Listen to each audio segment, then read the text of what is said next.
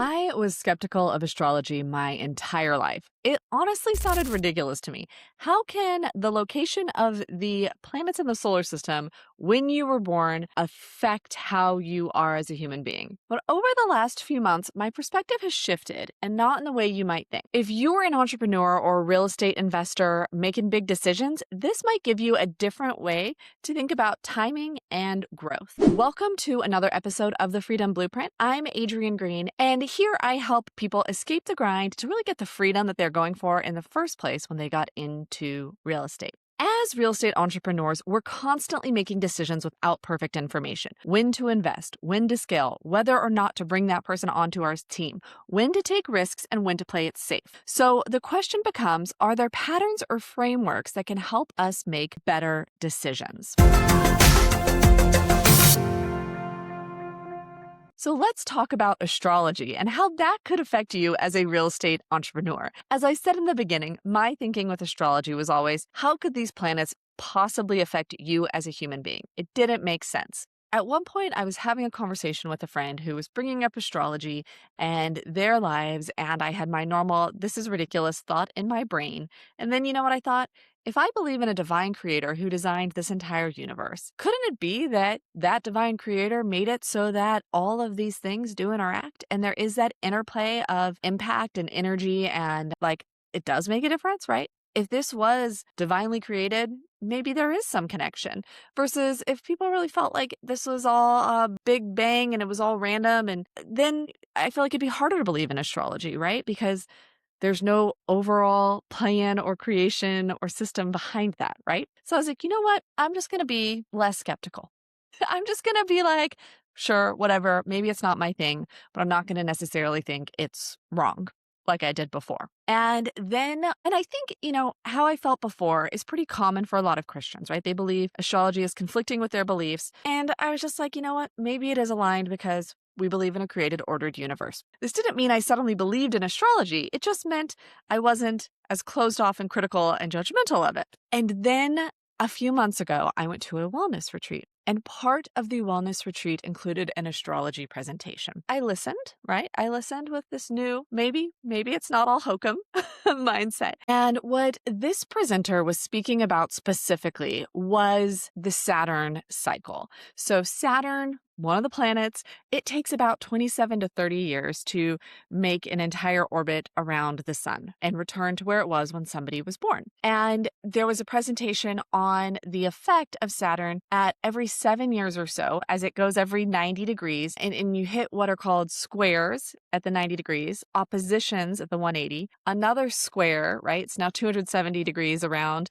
back to where it was when someone was born, and then the Saturn return when it's back where it was when somebody was born. Now, these roughly 7-year periods, when it gets to this every 90-degree interval, are supposedly periods of growth, challenge, and maturity. So I listened to this. I was like, sure, maybe. And then what I did afterward, and I pulled my own birth chart or natal chart, which is where you input into astro.com or some other website your exact date, time, and location of birth. And based on that, it's amazing, right? With technology now, they can give you in an instant the exact location, the chart of all of the planets and the sun and the moon at the time of your birth. And so then I took that, I put it into AI and I said, what were the periods of my key moments with Saturn, right? These 90-degree intervals, the squares, the opposition, the Saturn return. What were those periods in my life? Like dates, years, right? Months, days, years.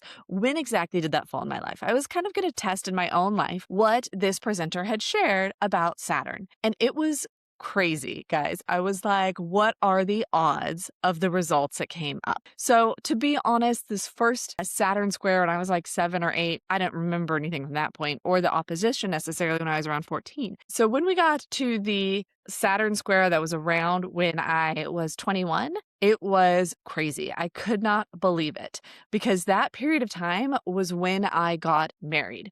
You want to talk about a big event in terms of maturity and growth and life-changing? Marriage is a pretty big one.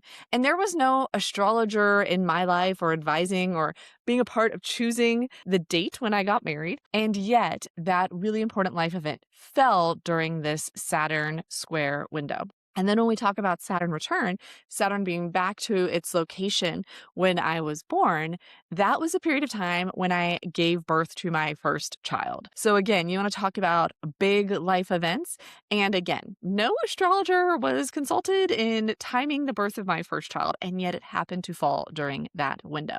And what was crazy to me is that I kind of felt like myself and like my husband and the people in our lives were helping choose the date of things like our wedding, right? And that the birth of a child was, like to a little bit out of our control, right? Nature has a part. And yet they also aligned with these supposed periods of growth and maturity. And that's when I started to really think, hey, maybe there is a greater power in this astrology than I originally saw. And maybe there's some way that we can leverage that to work with it rather than fighting against it. Now, guys, this is something totally different than we normally cover in the Freedom Blueprint, and I recognize that. So I'd love to know in the comments, have you ever looked into astrology or do you completely dismiss it? I'd be curious where you land on this. I'd love to hear in the comments. Now, if you're still like, oh my gosh, this is ridiculous, there's coincidence, let me talk a little bit about what astrology definitely is not. And I am not an expert, and this is what I've learned so far, okay? Astrology, I don't view this as something that completely controls your life and that you have no say in it. It's not making decisions for you, and it's also definitely not just your sun sign and these horoscopes that you see in the newspaper, popular magazines, or anything like that. First, let's talk about the sun sign piece, right? That's the most popular astrology that you see every day, where all of humanity is grouped into just a few different groups based off of the day they were born.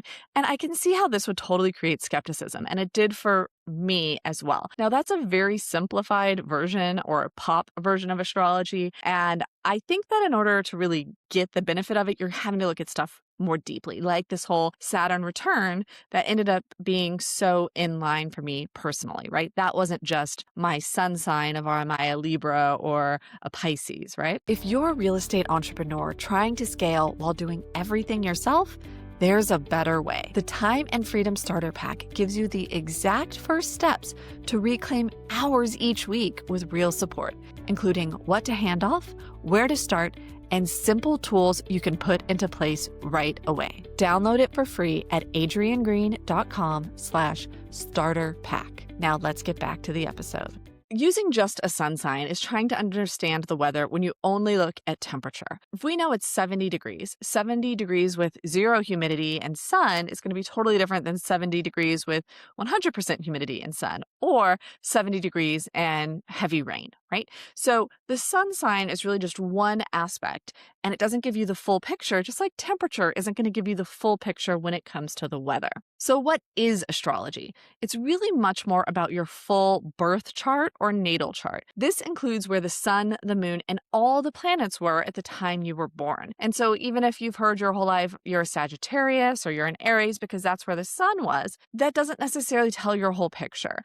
What's going to affect you in the astrology belief is not just where your sun is, but where the moon was and the other planets were at the time of your birth, and then how they interact and go through and affect your life on a daily, monthly, weekly basis as well. Now, if you want to see what this looks like for yourself, you can go to a site like astro.com. You input your birth date, time, and location, and you can get your birth chart and see not just your sun sign, but all of these other aspects as well. And then the way I think about astrology now is similar to how I think about the weather. Now, those of you who listen a lot, you know that I travel full-time internationally with my family. And one of the key things we consider is weather. I'm not going to go to Da Nang, Vietnam in October when it rains on average 18 inches per month, right? I'm going to use what we know about the weather to plan for my best travels. The weather doesn't control my decisions, but it does help me plan better and help me, kind of have the wind at my back and everything working in my favor. And that's how I view astrology now. It's awareness of patterns,